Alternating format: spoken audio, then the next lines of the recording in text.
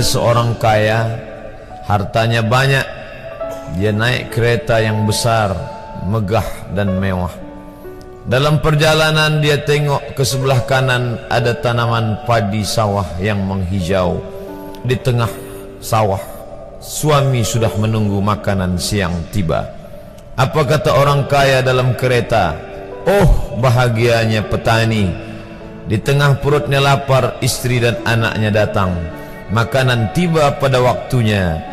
Air minum dapat menghilang dahaga. Lapar hilang, rindu pun sirna, karena istri dan anak ada di sekitar dia.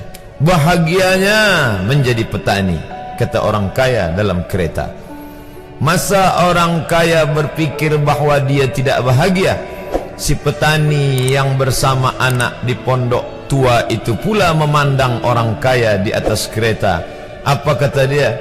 Betapa bahagianya orang kaya naik kereta, sedangkan aku hanya duduk di pondok yang tua.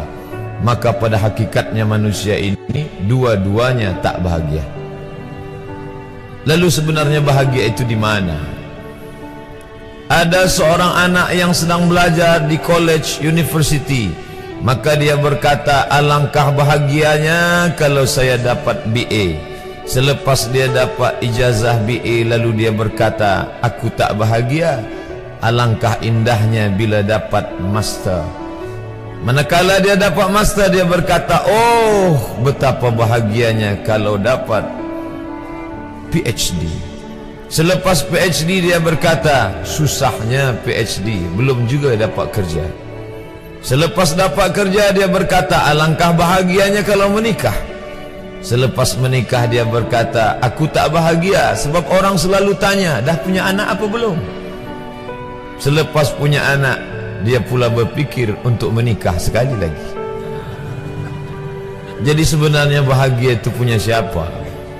Oleh sebab itu bila kita baca kitab-kitab, maka makna sa'adah, kebahagiaan, orang yang bahagia sa'id, bahagia adalah insyirahus sadr, ketika hati terasa lapang apapun yang datang. Kalaulah pelajar yang mendapatkan BA itu hatinya lapang, tentu dia bahagia. Kalaulah petani yang berada di tempat rumah tua itu hatinya lapang, tentulah dia bahagia. Kalaulah orang kaya dengan kereta yang besar itu hatinya lapang, tentulah dia bahagia. Itulah mengapa Musa alaihi salam di tengah kesusahan hatinya akan melawan ayah angkat bernama Fir'aun, dia minta hati yang lapang. Kita semua baca doa itu, Rabbi syrahli, lapangkan dadaku.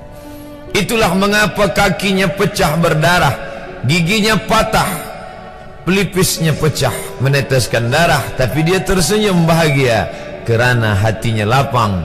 Allah sudah lapangkan hatinya. Apa kata Allah untuk dia? Alam nashrah laka sadrak. Itu beza Muhammad dengan Musa. Musa meminta, Rabbi shrah li sadri wa yassir li amri wahlul 'uqdatam min lisani yafqahu qawli.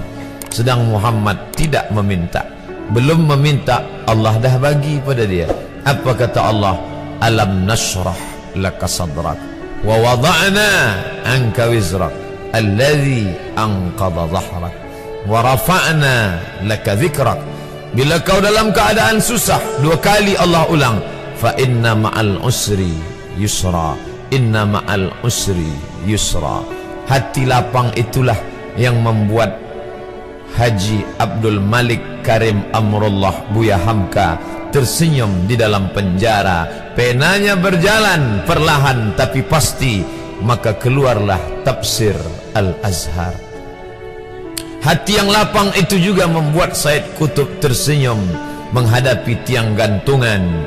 Walaupun dipenjara oleh Gamal Abdul Nasir, tapi sebelum kematiannya sempat pula menulis tafsir Fi Zilalil Quran, di bawah naungan bayang-bayang Al-Quran.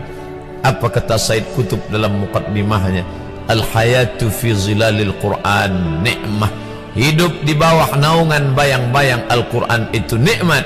La ya'rifuha illa man zaqaha. Tidak ada yang boleh mengetahuinya kecuali orang yang pernah merasakannya.